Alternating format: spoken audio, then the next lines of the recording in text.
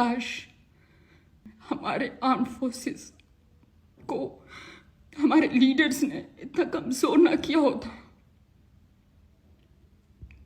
हमारे पॉलिटिशियंस ने इतना कमज़ोर ना किया होता तो वो भी अपने मुल्क की दिफा करते हैं।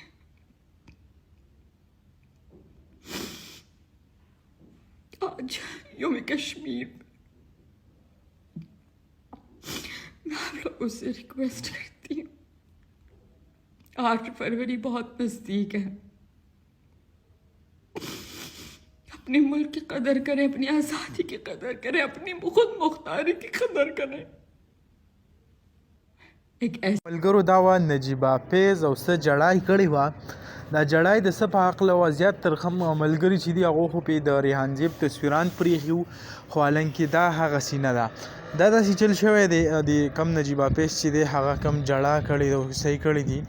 دی داسې ویل دی چې هی افغانیانو زما ورونو، پاکستان چې دی هغه ټیک شو او تاسو لا اوسه پورې هغه ټیک نه شوئ، خو تاسو هم دا کوشش شروع کړئ چې ځان هغه سټیبل کړئ.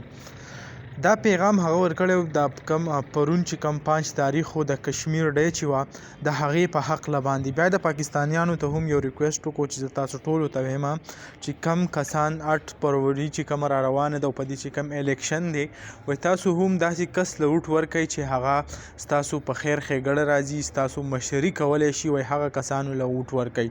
نو زه خو ساریان دې ته یم لکه په دې کې د جړا څه و چې هر ځل ته راځي او بس هسې بې څه جاړې نه څه چل به شوی، هېڅ به هم نه لکه کې د جړا څه. خلکو خو پرې ډېر زیات تنقید هم کړی دی، که تاسو کمنټس پرې وګورئ په هغې کې ورته خلکو ډېر زیات یو څه بل څه هم ویلي دي چې آیا د جړا خو په دې کې دونه غټه خبره نه وه لکه دا تا چې کومه قصه پکې جوړه کړې ده. نو دغه کوم نوې ویډیو چې راغلی وه د نجیبه فیض هغه موږ تاسو سره شریک کړه. د ریحان زیب په هکله باندې د دې څه چې کوم تړلی کېده نو په هغې کې څه نه وو، خو خلکو چې کوم دی صرف او صرف دا شیر کولی چې بس داسې چل شوی دی. نو دغه لنډه شان ویډیو به تاسو سره هم شریک کړه. انشاءالله بله ویډیو کې به میلاویږو. د نن دپاره دا کافي وه. د لوی الله په امان.